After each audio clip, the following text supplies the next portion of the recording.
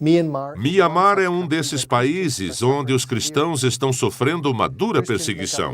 No total, os cristãos são menos de 1% da população, e a maioria se encontra entre as tribos étnicas que trabalham como agricultores na fronteira de Mianmar com a Tailândia. A violência e perseguição por parte do governo a essas tribos étnicas forçou muitos a fugirem, cruzando a fronteira com a Tailândia. O governo tailandês, a Igreja Católica e diversas ONGs construíram campos de refugiados para proporcionar educação, estabilidade e comida. Para nos falar mais a respeito da situação dos católicos nesses campos, é com grande prazer que recebo o bispo responsável pela ajuda emergencial e pelos refugiados, o bispo Joseph Fibu Visite Nondachai. Excelência, muito obrigado por estar aqui em nosso programa. Eu que gostaria de agradecer. É uma boa oportunidade para falar ao mundo sobre a situação dos refugiados birmaneses e sobre meu bispado na Tailândia.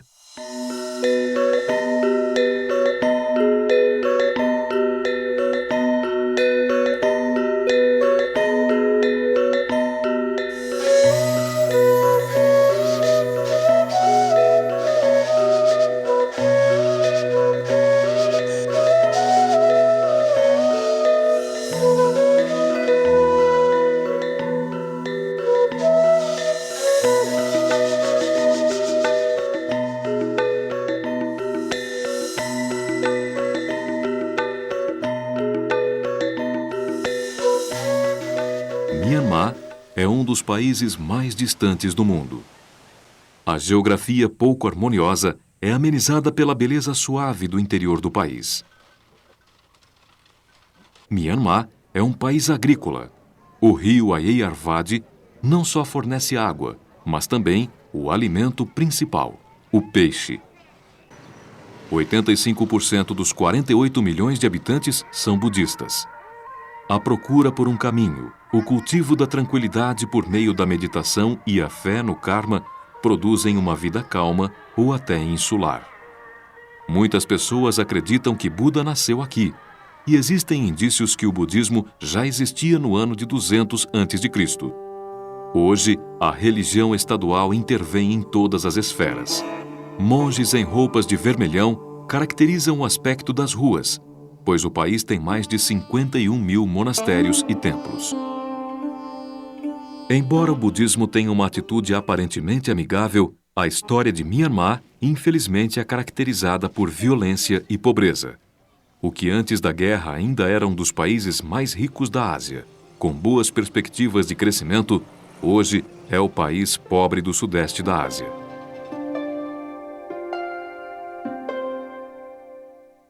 A maioria dos habitantes vive em pequenas aldeias e cidades. Com um rendimento diário médio de cerca de $1, muitos lutam por uma refeição digna. Só 20% dispõem de eletricidade e 25% dos jovens frequentam uma escola. Uma vez que quase não existem serviços higiênicos e sanitários, a população é predisposta para doenças como a tuberculose, a cólera e a malária. Desde a independência da Inglaterra no ano de 1948, Mianmar vivencia um conflito interno latente. Grupos étnicos armados fazem uma revolta contra o governo central para conseguir uma autonomia maior ou até a independência total. Atualmente, o país está nas mãos de uma junta militar que recusa ceder o poder. O regime socialista corrupto e a guerra separaram a população e destruíram a infraestrutura do país. As vítimas principais destes conflitos são os civis e as famílias desconfiadas de terem contato e de ajudarem a resistência. O governo responde com atitudes violentas, colocando fogo nas aldeias e com execuções extrajudiciais. Além disso, as tropas do governo mal equipadas confiscam alimentos e forçam os civis aos trabalhos forçados. Para a Igreja, estes expurgos étnicos contínuos são particularmente dolorosos, uma vez que a maioria das tribos é católica. Violações graves dos direitos humanos deixaram mais de 1,5 milhões de pessoas fugirem para as regiões da fronteira do país. Por medo das tropas do governo, as famílias temem pela sua vida e fogem para a selva, onde não há alimentos suficientes, proteção e assistência médica. Acampamentos provisórios foram criados, onde a família pode descansar um pouco da perseguição. Separadas do mundo exterior, quase nada se sabe do seu destino, e elas só recebem pouca ajuda internacional. Para aqueles que têm sorte e conseguem chegar na Tailândia, estes acampamentos nas fronteiras são um porto seguro. Algumas famílias ficam muitos anos e tentam enterrar o seu passado e começar uma nova vida. Elas sabem que não podem voltar. Aqui, a igreja desempenha um papel importantíssimo. Ela dá a proteção, assistência médica, oferece possibilidade de formação profissional e consolação espiritual. Uma organização religiosa que ajuda há mais de 20 anos é a obra de assistência internacional Ajuda à Igreja que Sofre.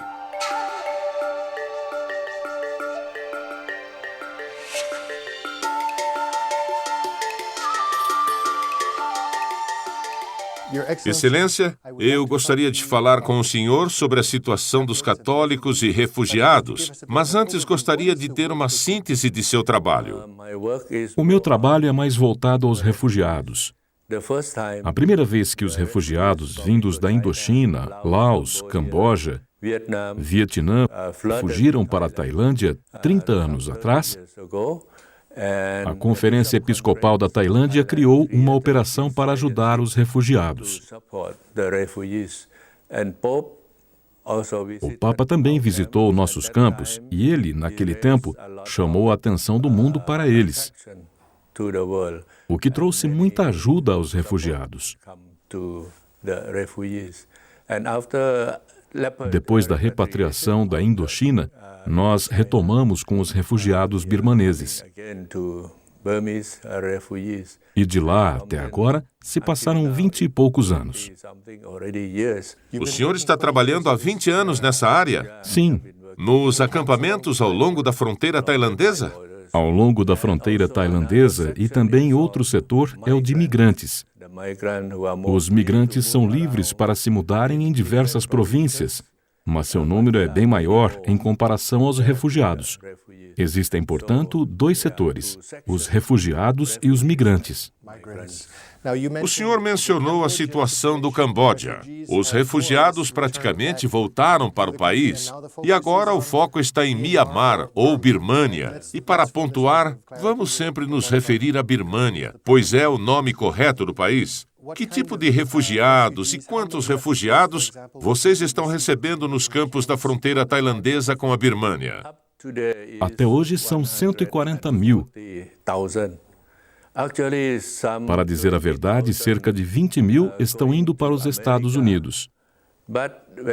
Mas quando se envia alguém a um país de primeiro mundo, aparecem outros na esperança de irem também para esses países. Isso se chama fator de manejo. Não são verdadeiros refugiados, mas querem ser refugiados. O senhor poderia nos dar uma breve descrição do que está acontecendo dentro dessas regiões fronteiriças da Birmânia? Por que existe confronto entre o governo e essas tribos étnicas? Eu penso que os grupos étnicos são atingidos por todos. Se os tailandeses atacam a Birmânia, atingem esses grupos. Se os birmaneses atacam a Tailândia, usam essas pessoas como vítimas. Mas essas pessoas querem certa autonomia. Essas tribos étnicas gostariam de ter certa autonomia do governo central. É verdade. E não somente esses grupos étnicos, mas outros grupos também não querem ficar com os birmaneses, os verdadeiros birmaneses, e querem ser independentes.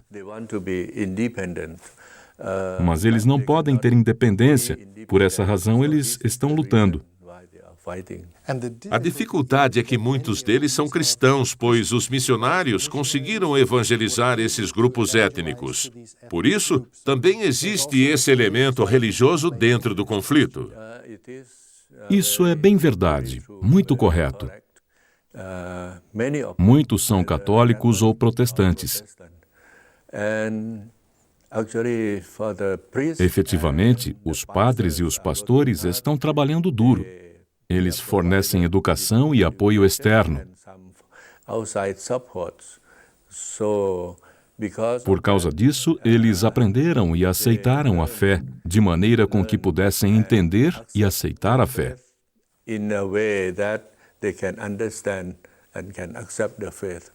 Eu gostaria de citar, e o senhor mencionou, João Paulo II. Eu presumo que foi ele quem veio e chamou a atenção para aqueles campos de refugiados, dizendo uma frase que eu gostaria de ler. O Papa João Paulo II disse: Mianmar foi uma terra em que a igreja, nos seus primeiros anos, conheceu o martírio e ainda hoje vive perto da cruz do nosso Salvador. O senhor descreveria assim os cristãos que vivem na Birmânia? Os birmaneses, quero dizer, os católicos, têm dificuldade de serem reconhecidos dentro da política governamental. Esse é um primeiro ponto. O segundo é a construção da igreja. Não é fácil construir a igreja. Se quisermos celebrar um grande evento, eventos litúrgicos, precisamos pedir permissão. Se quisermos imprimir um livro ou um folheto, também precisamos pedir permissão. Quando um padre quer viajar de um vilarejo para outro, temos que passar pelo controle. Então há dificuldades para os católicos se locomoverem. Os refugiados cruzam a fronteira para ir aos campos onde vocês estão trabalhando. Como vocês os acolhem? Há muitos grupos no governo tailandês. A ONU e diversas ONGs que estão trabalhando lá. E cada um tem uma responsabilidade em particular. Mas vocês fornecem comida, educação. O que vocês fornecem nos acampamentos? A Organização dos Católicos Tailandeses cuida especificamente das pessoas mais vulneráveis. Os cidadãos da terceira idade, órfãos, os deficientes. Essas são as pessoas-alvo. E são mais ou menos 20 mil pessoas que estamos tomando conta. Outro projeto é promover a agricultura sustentável nos campos, porque a região, os alimentos são secos. Eles não têm carne ou vegetais. Então, os ajudamos a plantar vegetais e também cuidamos do saneamento para manter os campos limpos. Estas são as 3 ou 4 áreas das quais somos responsáveis. Muitas dessas pessoas foram expulsas da sua terra natal por causa do confronto, dos problemas que experimentaram. Como ou eles podem perdoar? Eu acredito que o tempo ajuda as pessoas a acalmar a raiva, a retirada sofrida. Ao mesmo tempo, a nova geração que está vindo não sabe o que aconteceu no passado. Aqueles que são muito radicais estão ficando velhos e sem forças. Após 26 anos de trabalhos nesses campos, ainda não parece existir uma solução interna. O senhor não perde a esperança? No sentido de se perguntar quando toda essa miséria, quando todas essas dificuldades acabarão, já que a situação não parece estar se resolvendo internamente na Birmânia. O sofrimento traz tolerância. Tolerância traz paciência, muita paciência. Quando se é paciente, se tem esperança. Se persevera. E Jesus disse: se quiserdes ser meu discípulo, toma a tua cruz. A cruz não é o fim, mas sim o meio até... À espera da ressurreição. Sim, é um momento bom para os refugiados. Claro que eles estão com saudades, querem voltar para casa, mas ao mesmo tempo existe muita coisa boa sendo oferecida a eles. Existe uma história, uma pessoa, uma situação que tocou o senhor pessoalmente em todos esses anos de experiência desse trabalho com refugiados? Quando eu os visito, celebro a missa com eles e a sua voz nos cantos é diferente da nossa porque é a voz de pessoas na miséria. Eles cantam com o coração e isso toca muitas pessoas. E quando os visitamos, aquela grande multidão se aproxima, porque somos uma esperança para eles. Somos aqueles que podem trazer um pouco de esperança para eles. Há cerca de 2 milhões de refugiados e imigrantes morando e trabalhando na Tailândia. Já existe nos tailandeses algum desgaste nessa ajuda?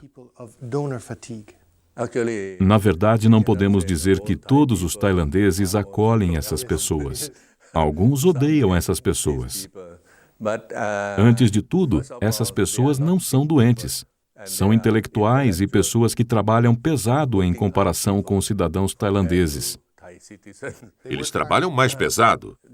Isso é o que eu sinto. Logo, os tailandeses gostam de empregar os imigrantes birmaneses. Qual a sua opinião?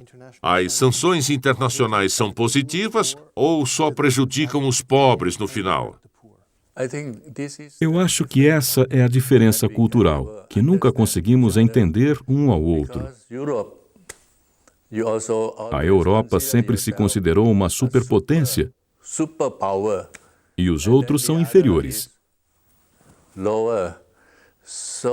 Então existe a ideia de colonizar, castigar e tentar minimizar as pessoas. Para os asiáticos é diferente. Nós temos coração, temos intelecto também, mas temos coração. Isso significa simpatia, compreensão, respeito uns pelos outros. Eu penso que a Ásia seja assim. Vocês pensam que podem minimizar os birmaneses, mas a China está chegando, a Índia está chegando, os membros asiáticos estão chegando. Nós temos coração, temos amor. Então agora estamos sofrendo. Nós sofremos juntos. A Europa, no entanto, usa uma estratégia diferente, a ação. Vocês querem acabar com determinado problema. Na verdade, vocês nunca acabarão. Vocês perderam na Indochina, vocês perderam no Iraque, vocês perderam em diversos países, pois pensam que têm poder, mas as pessoas pobres têm coração, o que eu acredito ser mais poderoso. Excelência, qual a sua esperança no trabalho que realiza? Qual é a sua esperança para o futuro da Birmânia e das relações entre Tailândia e Birmânia? Eu acredito que quando as pessoas sofrem, alguns irão entender, especialmente os católicos. A miséria acumulou pessoas de fé, e elas se ajudam. Então eu acho que quando há miséria, há esperança. Quando há sofrimento, há muito amor que surge. Jesus Cristo disse isso. Ele os está curando e reunindo. Há muito sofrimento na Ásia, e no sofrimento há esperança. Sentimos que estamos mais próximos uns dos outros e mais próximos de Deus, de Jesus. Excelência, muito obrigado por estar conosco hoje em nosso programa e por este testemunho. Eu agradeço. Muito obrigado, senhoras e senhores, por terem estado conosco hoje.